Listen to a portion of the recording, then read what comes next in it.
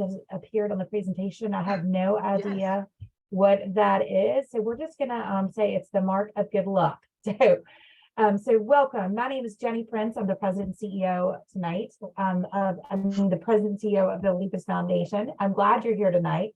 I am co-moderating this program with Nicole Wilson, who is with Aurinia Pharmaceuticals. She is our PO, which means that she works with our patients specifically in North Carolina. We are grateful for Aurinia. They provide amazing education and support, not just in North Carolina, but across the country, and have done great work on the patient experience side for continuing to grow in that world, and we're very thankful for them. So you'll hear from Nicole in just a little bit. So thank you, Nicole, for you and Aurinia and all that y'all do in the lupus space. All right, Molly, we can go to the next screen.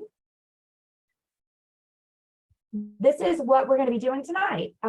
The introduction and purpose. So again, tonight we're opening to people from across North Carolina involved in our support groups, inviting those that are new to support group to learn a little bit more about what's going on currently in the world of lupus. We're going to talk a little bit about caregivers. Aurinia has a new consumer activation campaign, which Nicole will talk about, and she wants our feedback, which is really cool. So we get to get feedback on their new campaign that she's going to take back to headquarters, if you will, and share what we in North Carolina think about it. And not me, but you, lupus thrivers. Then this is not a presentation where we're just talking to you guys. This is going to be interactive, and we want you to take part in discussions. We're going to talk about potential programs and services and what you guys want next year. We're going to have another interactive discussion on faith-based partnerships. One of the things that Nicole and I really want to explore is the parish nurse and the role that that person can play in a lupus journey. So we'll talk a little bit about that and get some great ideas from you guys. And then we'll wrap up and talk about next steps. So you are not here just to listen and take notes. You're here to give feedback and to interact and to learn. So we're excited about that. So thank you again all for being here. The first thing we're going to do is talk about caregivers. So Molly, if you'll go to the next screen, please. Oh, and one thing I forgot to say is we are obviously muted right now, but as we start the interactive discussion, if you do have something to comment on, either put it in the chat in the comments, or just start talking, because we want to have this interactive, like we said. So, of course, tonight I'm going to be part of talking about National Caregivers, as is Tasha Addison Adam. So next slide, please, Molly. Okay, so what is Caregivers Month? A lot of you that are on this call are either a caregiver or you're being supported by a caregiver. And so this Caregivers Month is celebrated every November, and it's a time to recognize and honor caregivers across the country. Like what the slide says, it's an opportunity to raise awareness on caregiving issues, educate communities, increase caregiver support. And we at the LFANC and Aurinia knows how important this relationship is. And we've had webinars on the importance of the caregiver and the role that they play in your journey, your lupus journey. And one thing I just wanted to share personally before I turn it over to Tasha is when I first took this position with the LFANC over 5.5 years ago, one of the things that really attracted me to the LFANC was that as I was looking to work with a disease-based charity, it wasn't just the patient it was working with, it was the caregiver that the LFANC valued just as well. I had a mother with a terminal illness, and yes, that person suffers. We all know that, but we also know that the family member is affected. But there's the person that takes them to the doctor's appointments. There's a person that sometimes helps them get out of bed. It's the person that listens to a webinar and takes notes. It's the person that's at a charity walk with them. So there's cheerleaders and caregivers are so vitally important. And one of the things that really attracted me to the LFANC, like I said, was the fact that caregivers were just as an important part of the conversation as the lupus thriver. It is twofold, it is both and. So that is something I'm very proud of that we at the Lupus Foundation do. On that note, I've asked Tasha to share a little bit about what it means to have a caregiver with having lupus and what that means. So I'm going to turn it over to Tasha now, who is one of the co-leaders in one of our support groups here in Charlotte. So Tasha, I'm going to just remember to unmute yourself. Okay. Hello, everyone. Yes, I am Tasha Addison Adams, and I am a co-facilitator for the North Charlotte support group. I my caregiver would be my mother. Many of you probably know her. She's Vicki Addison, which was part of the board and has been volunteering for years with the Lupus Foundation. When I got diagnosed with lupus, she was actually in school, and one of the projects that she had to do was write a paper, and she went to Lupus Foundation to find out about lupus, with me being newly diagnosed, and that's how she got connected with the Lupus Foundation and started volunteering. So I think one of the most important things of a caregiver is not just taking care of the person, but also knowing the disease or what they're dealing with. So that was a plus for me, with my mom already being familiar with lupus, with the research that she did for her paper, and then being able to help me in ways that other people may not have been able to help me because she knew about the disease. When I was asked to do this, the one time that popped up in my mind was when I had to have surgery in 2015. It was nothing related to lupus at all, but the stress of the surgery threw me into a lupus flare, like a major lupus flare. And I didn't even realize that's what the problem was. But the surgery that I had, I was supposed to be out from down and out for about 4 to 6 weeks. And as a caregiver, I was grown, had my own place, but as my mom being my caregiver, she literally packed her stuff and moved in with me for those 6 weeks to take care of me. She had to literally bathe me. She had to help me put my clothes on, take my clothes off, lotion me down, cook for me, help me in and out of the bed. And like, caregivers do not get enough props for what they do, because it is a hard job being a caregiver, and you definitely have to have the passion and the love for something like that. And I just want to shout out my mom for being such a great support system and being such a great caregiver for me. And she wasn't the only one, but kudos to my mom. But it's very important that caregivers get their shout out as well, because they work very, very, very hard.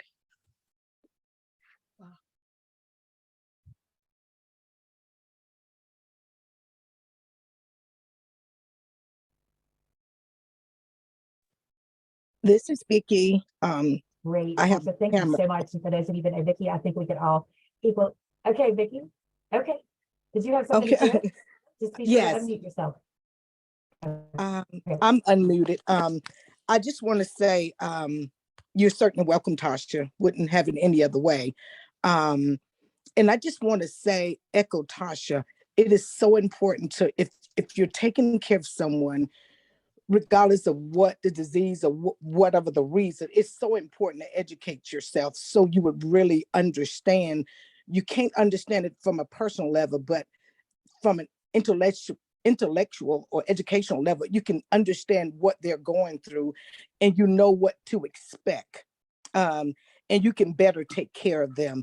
And it's not an easy job, and you certainly have to have the passion for it, and you have to have the time for it. But as a caregiver, the most important thing I would say to a caregiver, it is very hard to carve out time for yourself, but please, please, please try to carve out some time for yourself, because caregiving can be very consuming and overwhelming, especially when you're doing it from your heart, because you want to do everything and you want to be so perfect at it. But take the time to take care of yourself. Thank you, Vicki. That's such vital information. It's kind of like they say, if you're on a plane, you've got to put your oxygen mask on so you can take care of the other person that may need their mask put on. So you've got to take care of yourself. So I wanted to take a couple minutes. This is the interactive part. Did anybody else have something they wanted to share about a caregiver in their life that needs a little shout out, or that they want to just say what makes it really special? And you can either put it in the chat, or you can just, we'll take a couple minutes here and give some props to our caregivers. That's what the National Month of Recognition is all about.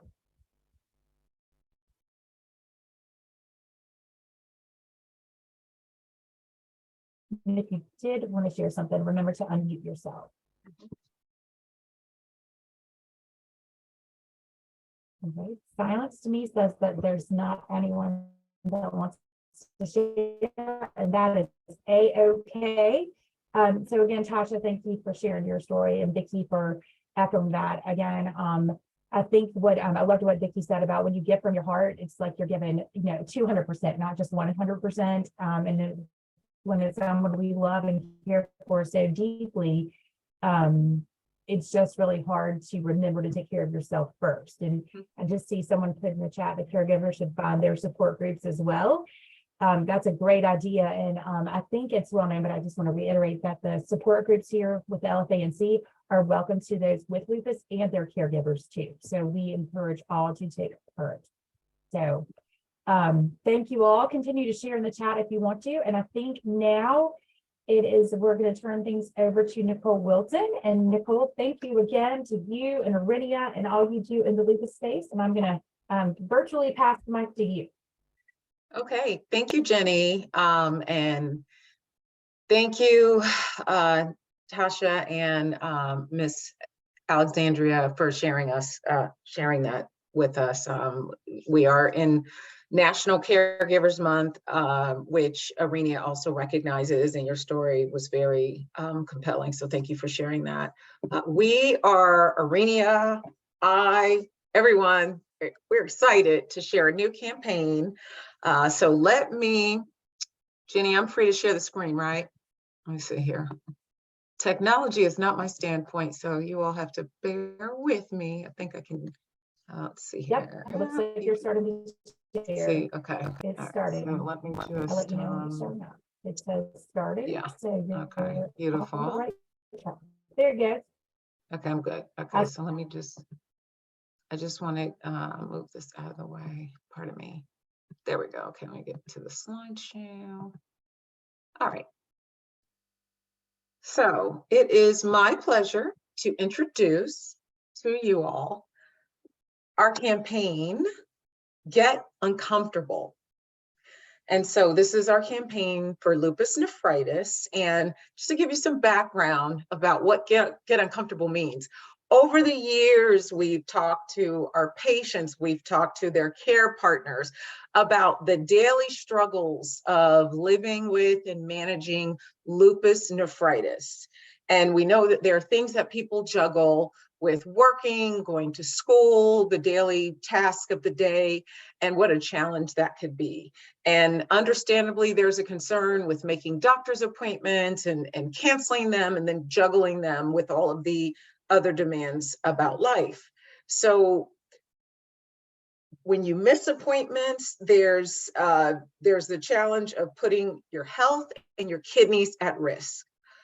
But lupus nephritis is very elusive and its progression is mostly unnoticeable until its severe stages, and it could be too late. So the way to get on top of this is to get uncomfortable.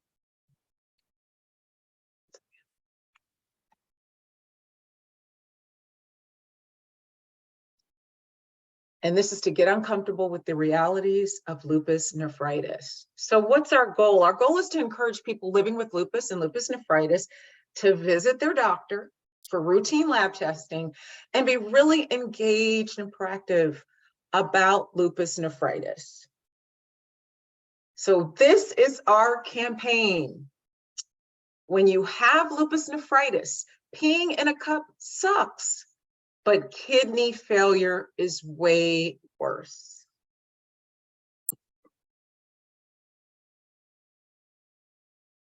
And here are some uncomfortable facts and figures about lupus. 1 in 3 people living with lupus nephritis will experience kidney failure. Now, the guidelines recommend testing at least every 3 months to help your doctor closely monitor your kidney health. And the risk of death is 3 times greater for people living with lupus nephritis than people with lupus without kidney involvement. So we're going to take a break here, and I'm going to ask for the first poll question to be put up. We have 3 poll questions that we're going to test our knowledge on lupus nephritis. And this is actually something we're doing. Okay, thank you so much. So how many people living with lupus nephritis? Oh, we already answered it? Oh, wow, okay. You all said how many people living with lupus nephritis are likely to develop, and the answer is, okay. Well, Wait a it's minute. hitting. It looks like we've still got a few more responding. Okay, we got people responding, okay. 100% of answers. So hit end poll now, Molly. I think we're good.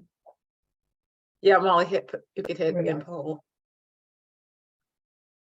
Okay, so for that one,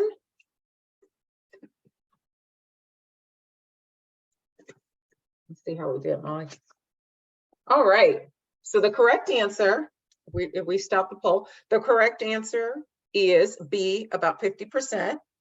And we've got, so about 38% people answered 50, and the correct answer is 50. Excellent, okay. Molly, let's do the next one. Next poll question, please.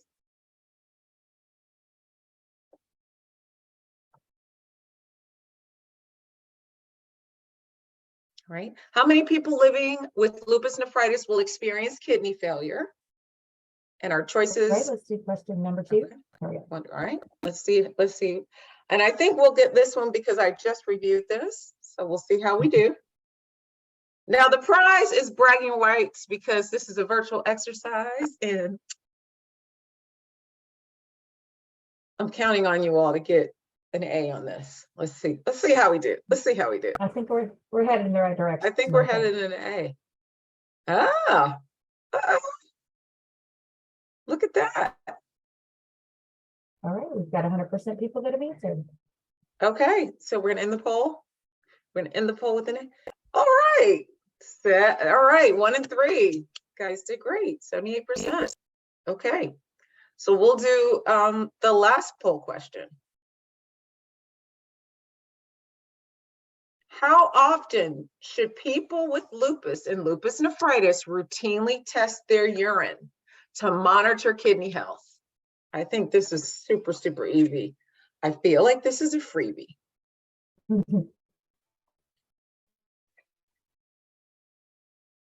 like watching the numbers happen in the poll. I think this is going to be 100, Jenny. I think we knocked this one out the park. We're hitting it. We're doing well, I think. I Let's think see, we're at going to 100%. Only 76% of the people versus we're 100. It's creeping to 100, creeping to 100, keeping to 100. Oh, I think and it looks like 100% of the people have answered. So we're Okay, super close. all right, I love this. 85.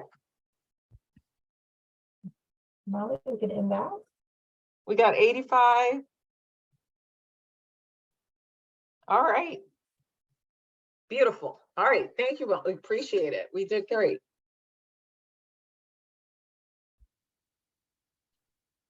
Okay. Everybody did great. Thank you. So we are done with the polls. We'll go back to our symptom slide.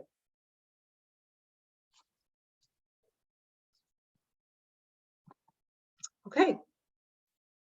So Hey, symptoms Molly, we can. quick shout out to, I was gonna say quick Oh, shout out to Molly Giuliani for running our polls. Molly works with the foundation in the events and marketing fields. And Molly, thank you. And we can end all the polls now. Thank you, Molly. Appreciate you. So regarding symptoms you can look for, people with lupus and lupus nephritis can look out for the following.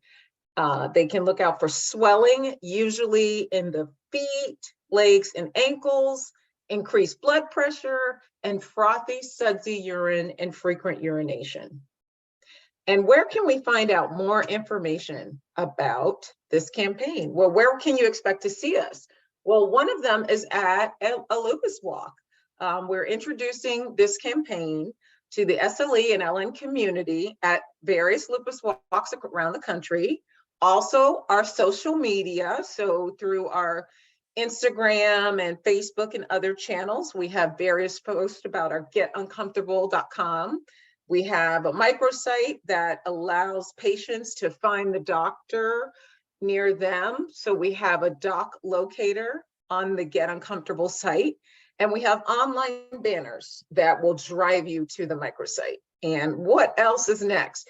These pictures, my favorite part of the presentation. These are actually real Aurinians, people who work for Aurinia at various walks in the community, doing what we do best, engaging with our partners and encouraging everyone to get uncomfortable at various areas of the country. So coming soon to a city or state near you, you'll see the pink water bottles and the Aurinians in the community. So we may not notice the signs of kidney damage, but with routine urine or blood tests, our physicians definitely can. That's why staying on top of regular doctor's appointments is so important, and it's good to get uncomfortable. And if you all take your phone right now and you take a picture of this scan, it will lead you to our getuncomfortable.com website. On that site, you'll find a checklist to prepare for your next appointment, questions that you can proactively ask your doctor, a way to sign up for messaging and tips to manage your disease, and also to be alerted anytime we have anything new on the site. So we're really, really excited about this. We definitely want you to stay in touch with us, and we'll be adding more helpful information and resources as the site continues to build. And there's also, like I said, a physician finder on there. And thank you so much for your engagement today. Truly hope you enjoyed this presentation. And were there any questions for me at this time about the Get Uncomfortable campaign?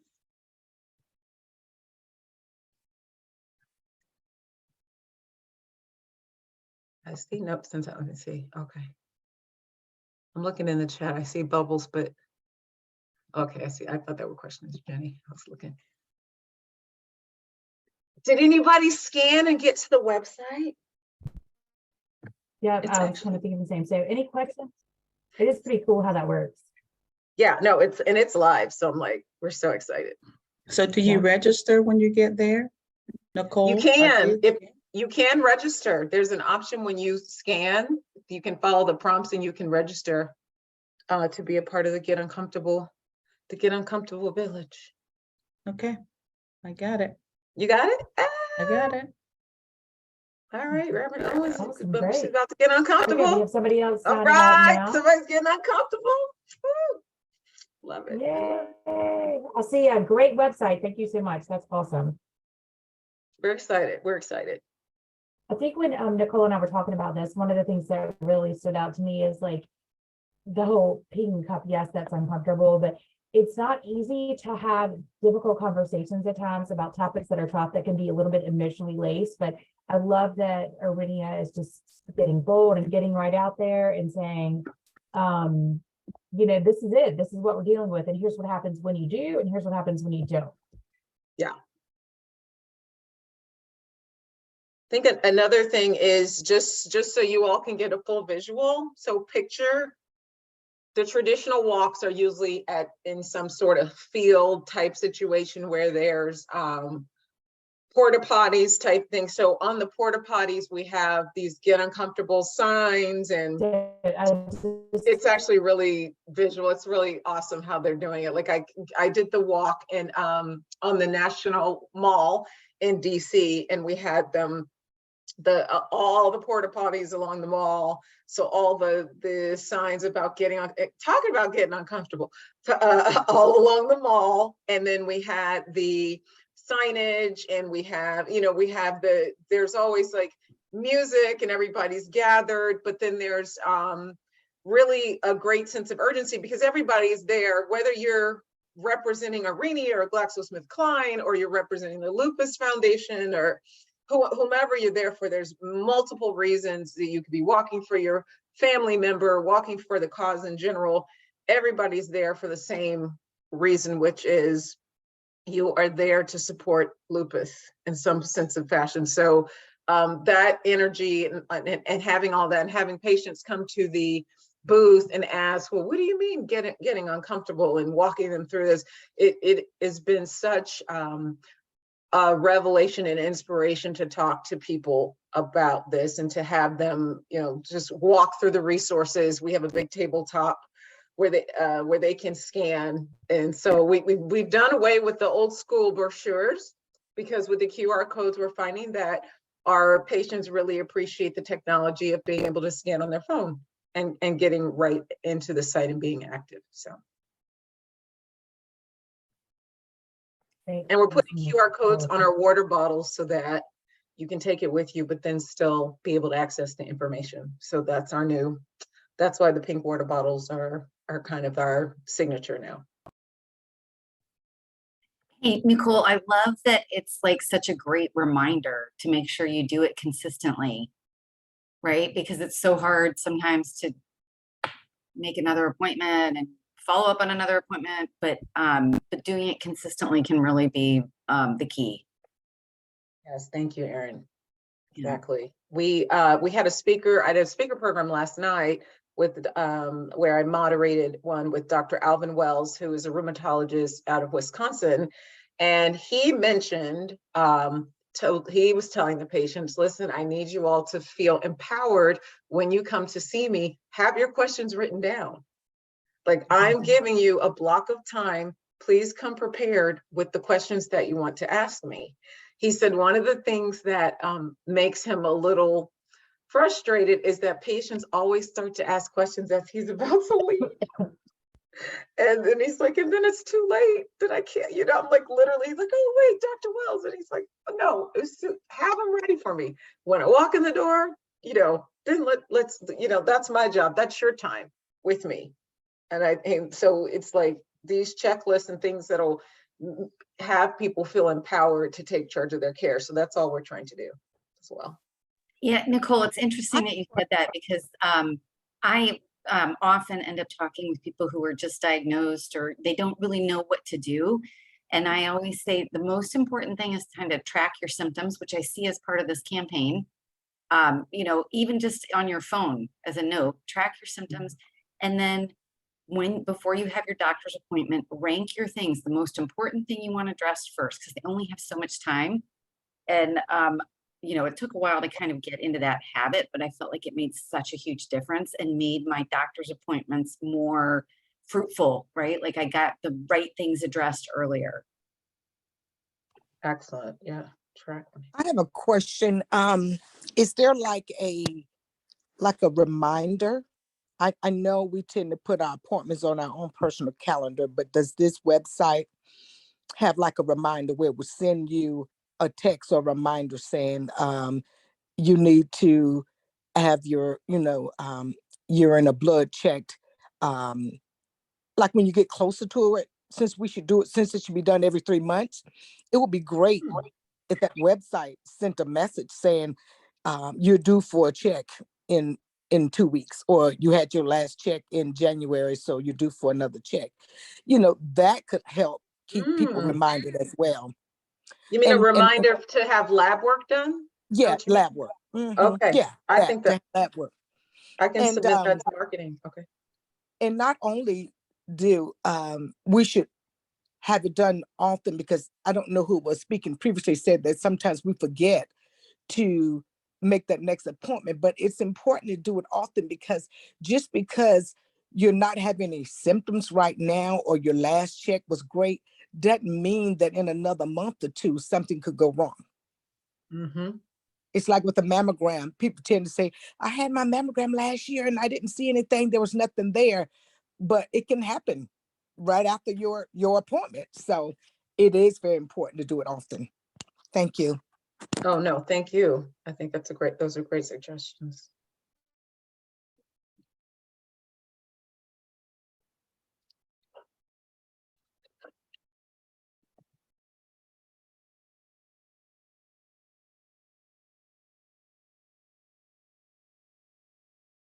Are there any other thoughts or questions that anybody has about the Get Uncomfortable campaign for Nicole?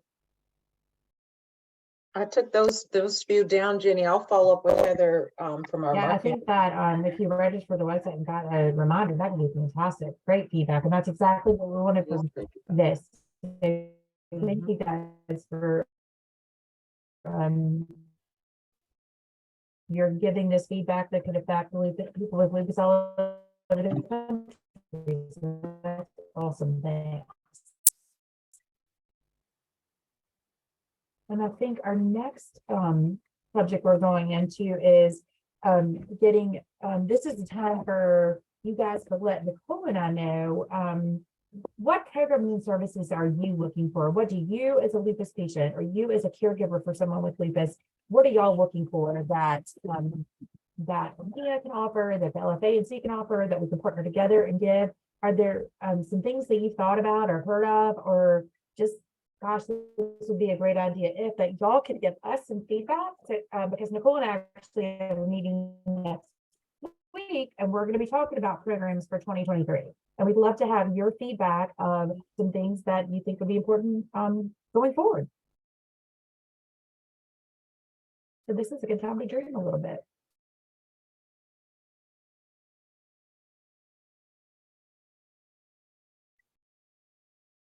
And maybe I'll think of, maybe I'll pose it this way, like, you know, we have had several webinars this year, this year.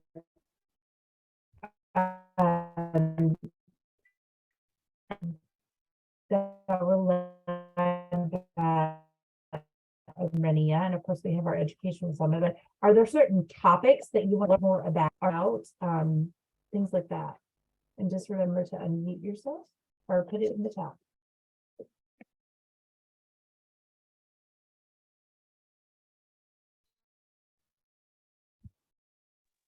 I'm sure we've talked about mental health before, but I think that it's just so important for us to have a constant reminder of, you know, just being aware of our mental health. And especially with lupus, I think that because it's such a life-changing disease and there's so much chronic pain, and you have to make such an adjustment, and you know, you sometimes lose friends, or you know, it impacts relationships, it just affects every aspect of your life. I think that, you know, along with making sure that people who are diagnosed with lupus, they all the different types of doctors they should see, sometimes we forget to say a psychiatrist or a psychologist or you know, just a therapist. That's such an important part of your overall health when you have lupus.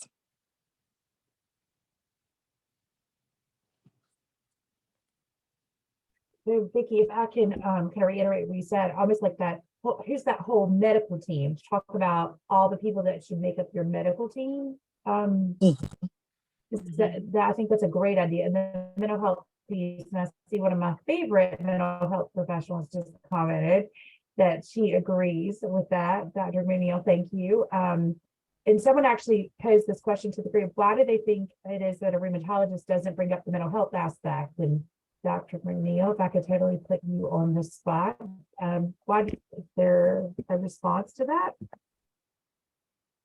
I don't know if you all can hear me. Can you hear me? Yep, we can. Okay. Thank you. I totally put you on the spot. Sorry, Dr. Yeah, Joy. you did. You put me on the spot. Oh my goodness. You know, we have to be our own advocate in terms of mental health, if that makes sense. In terms of looking at what is my mood, right? Scale of 1 to 10. How anxious am I? Scale of 1 to 10. Am I depressed? Am I experiencing sleeplessness?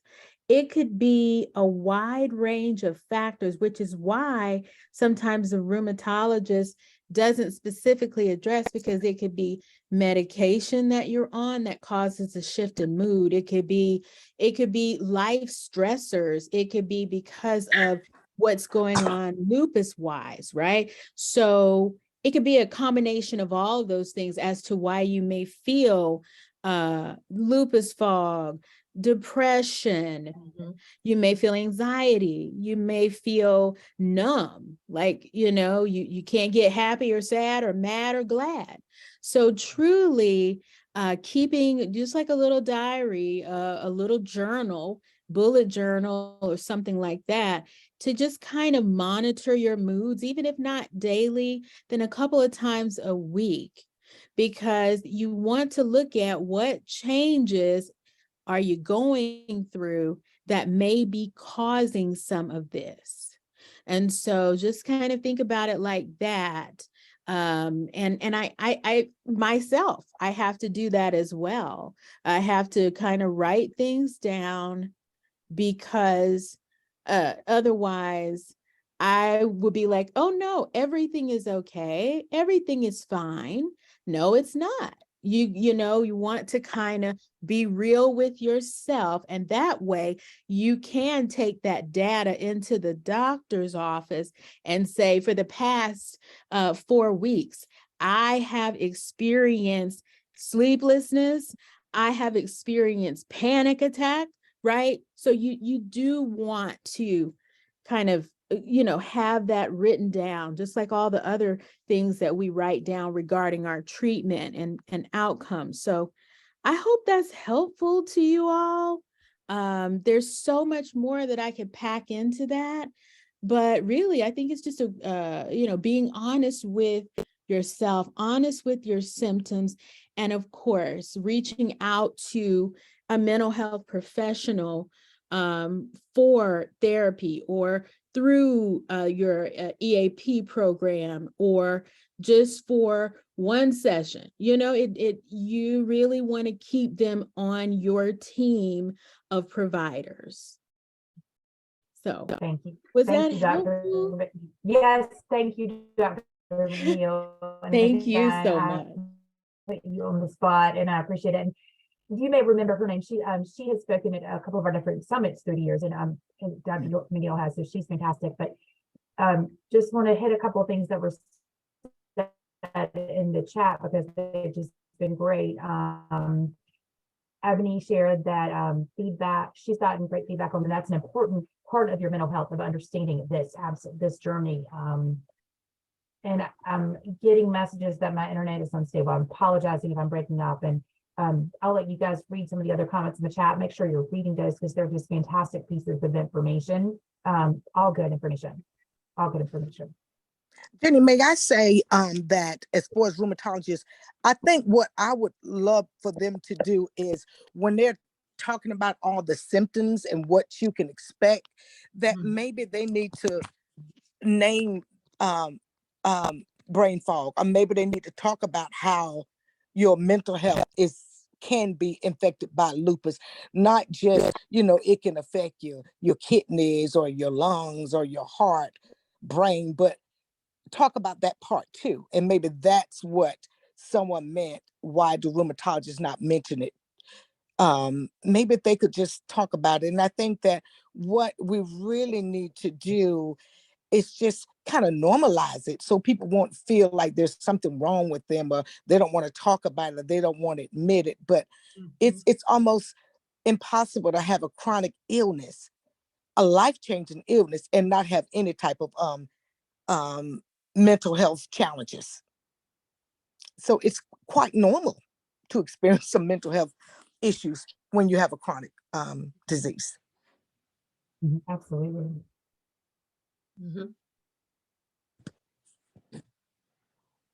That's all really good feedback, you guys, kind of stuff that Nicole and I are looking for. So we've captured the piece about exploring some programs around all the doctors needed on your lupus team. We've explored mental health and lupus, and brain fog is another topic that we want to delve into on programs. Before we leave this part of the program, I just want to make sure everybody's had a chance to share that wants to share. Is there anything else that you guys are looking for specifically programmatically in 2023?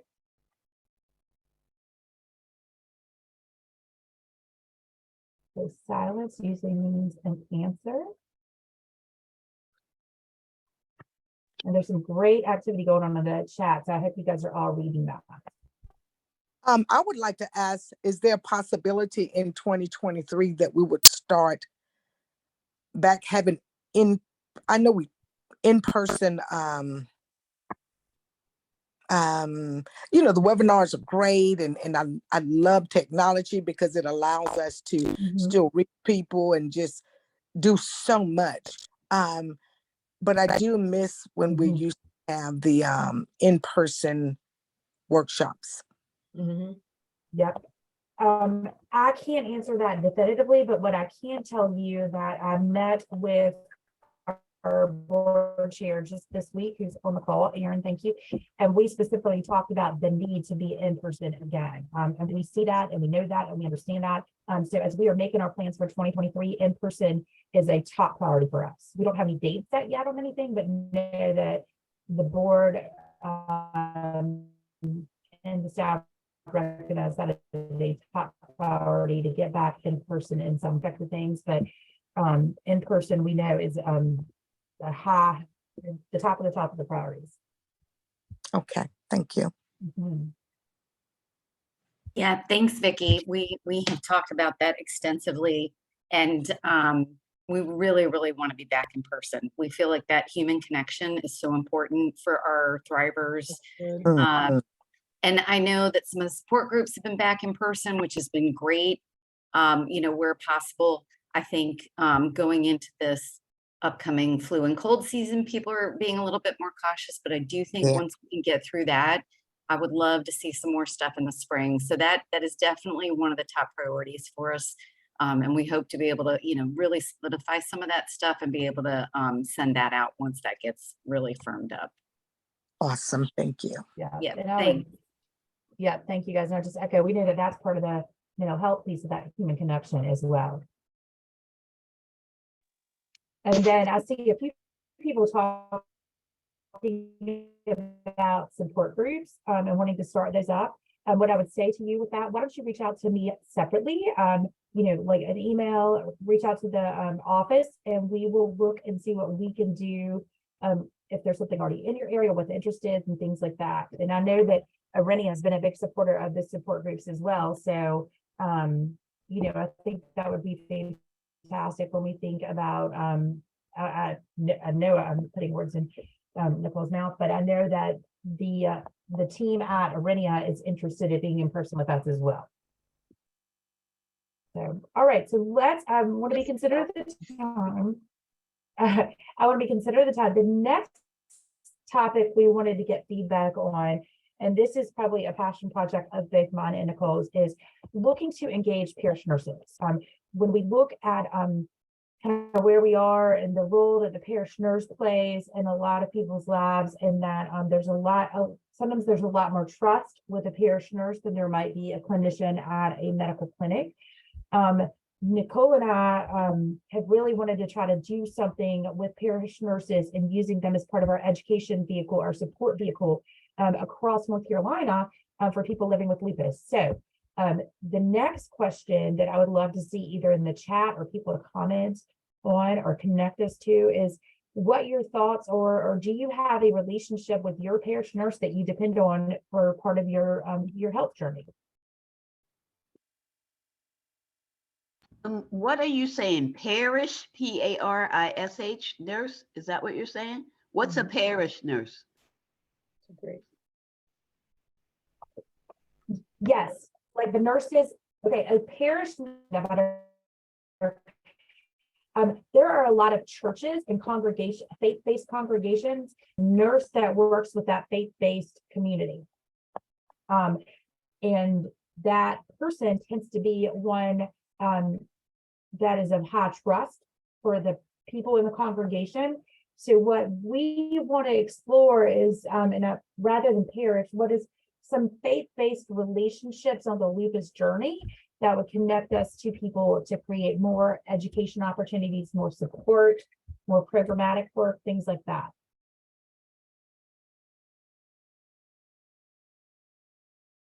So thoughts, feedback, ideas.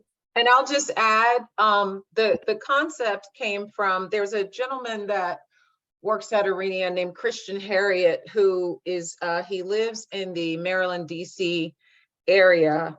And this was a concept that he brought to our attention because he had some physicians that had some success working in other states, and North Carolina was cited as a state that had a strong connection where there were churches that had nurses that were aligned to their parish, aligned to the church, that did a lot in the community. So North Carolina was cited as like a very unique area. Like, so it was one of those areas where it had excelled in having unique relationships where within these churches, whether they were mega churches or small churches, they were churches within minority communities where the nurses were heavily involved in the community and served to work with patients with autoimmune and rare diseases. And companies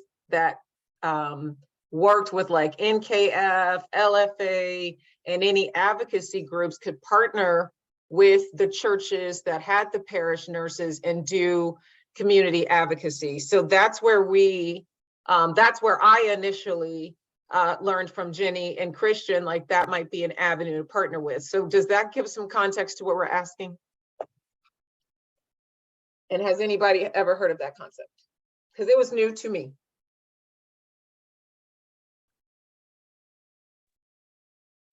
I haven't heard of it, but it does sound interesting. I know my church, and I live in Winston-Salem, our outreach committee partners with a plethora of community organizations. And I've mentioned to both that committee and the church overall about maybe being a host site for either a support group or being more leaning away for advocacy and awareness for lupus. A lot of our members are in a plethora of different fields. I'm not sure as to which ones right off the top of my head that are a part of the medical profession in any capacity, but I'm pretty sure there's some folks in there. But that, you know, that's definitely, I think, one way, because I see just within my community so many people that I run into that, you know, when I tell them about my lupus journey, they're like, oh, my aunt has lupus, or oh, my friend's mom has lupus, or they may not be personally affected by it, but they know somebody who knows somebody who knows somebody who's affected by lupus. So there is some sort of connection. It's kind of like, you know, your Facebook friends. You might not, you know, you get that one friend and then oh, I'm friends of a friend of a friend. You know, there's that some sort of connection. Yeah. And it's just disheartening because the minority community is already hurting as far as the need and access to healthcare on so many levels. But then you add lupus onto it. That's like putting a 2-ton cement block on top of bricks that you're already trying to lift off of your back in a way like to take care of your family and even your own health. So if any of that burden can be relaxed or lifted in any way, then, you know, I want to try to be a part of it as much as I can. You know, even if you chip away at something by 1%, and you keep chipping, you're going to hit 100.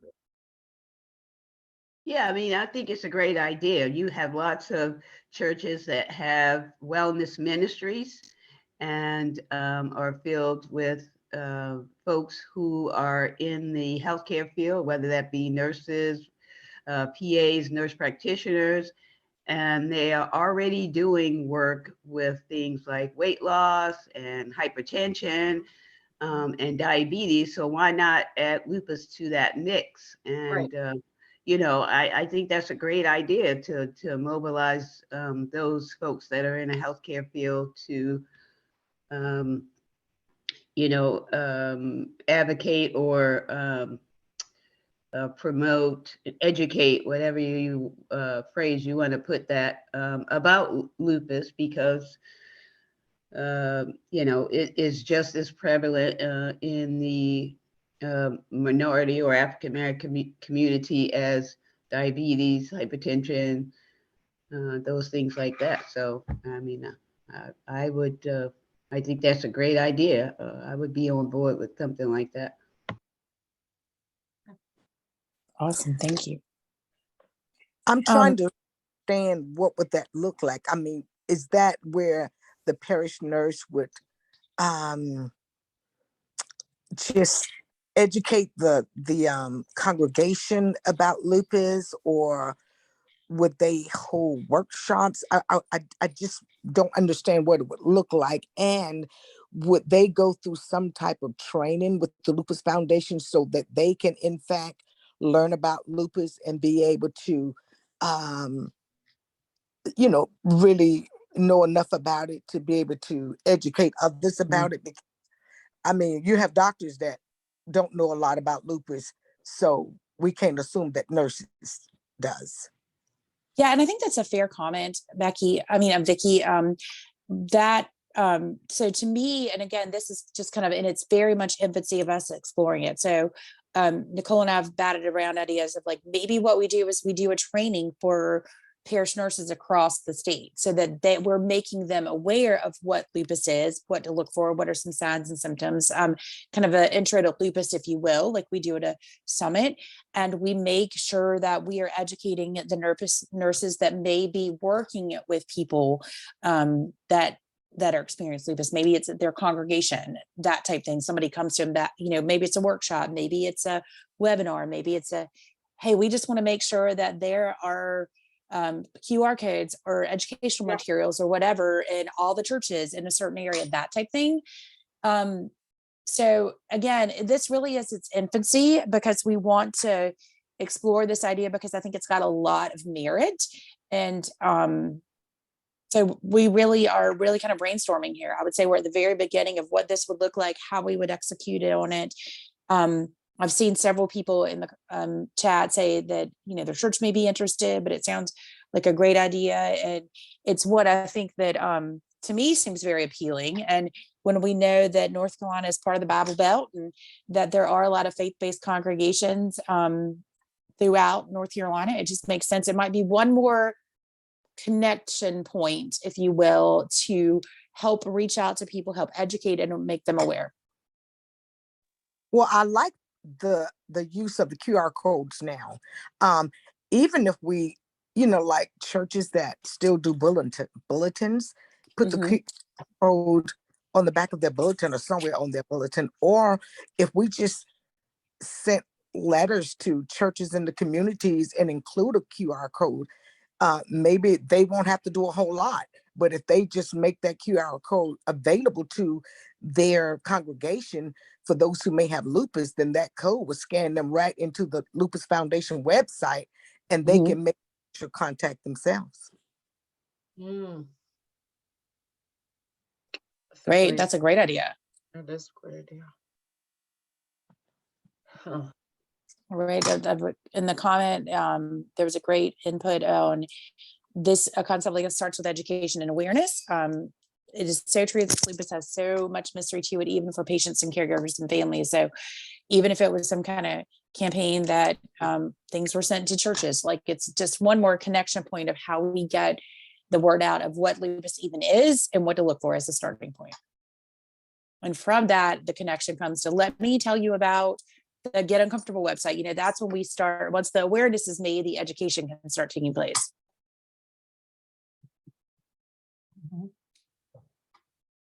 Awesome. Any other thoughts or ideas on this topic?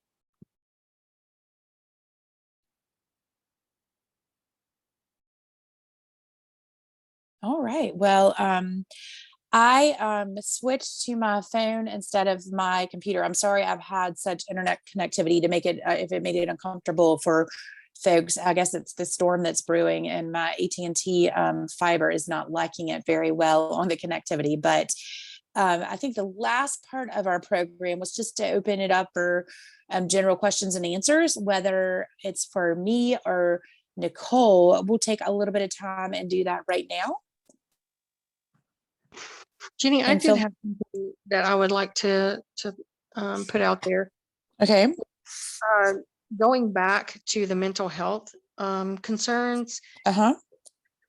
When we go to our appointments in most clinics, not all, but most, we have a questionnaire that we have to fill out about our health, about our history, about our family's history. And of course, knowing how to navigate this, we'd have to figure that out with the facilities themselves, but to add a section specifically for mental health. And that way, when the nurse and the doctor is going over your paperwork, your questionnaire that you fill out every appointment, every single appointment, so this will be addressed every single appointment, that could be put in as part of that questionnaire.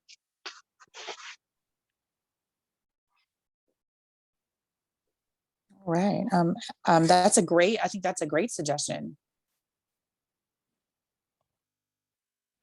I was going to even suggest, I don't know if we have anything on the website, like a checklist for mental health, so that people can gauge, where they are with their mental health or how they're feeling, or, if you're feeling, 3 of these 10 symptoms, you might want to speak with, a therapist. Is there something on the website for people to, know when they should seek help, or the symptoms to look for, or just a reminder that pops up every now and then? Have you checked on your mental health lately? If you Yeah. experience 3 of these 5 symptoms, then maybe you need to speak with someone. I think we need to help people. That's a great idea, Vicki. I don't, we've had things like a specific workshop that might be about your mental health, but like a particular checklist that you mentioned on mental health. That's really a great idea that I think that that we could add. There are a lot of articles on the national website, on the LFA website, with resources regarding mental health, and you can get to that through the LFANC website. So I want to share that information, but I think that would be something we definitely would want to, from the conversation that we've learned tonight, that's a great thing that we could add as something we want to make sure we're addressing on a more regular basis. Thank you for that. Absolutely.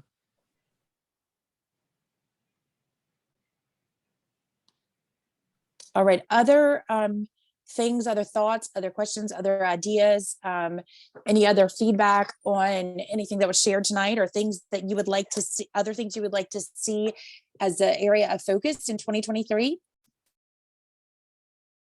This is your opportunity to have input on what we do for you all in 2023.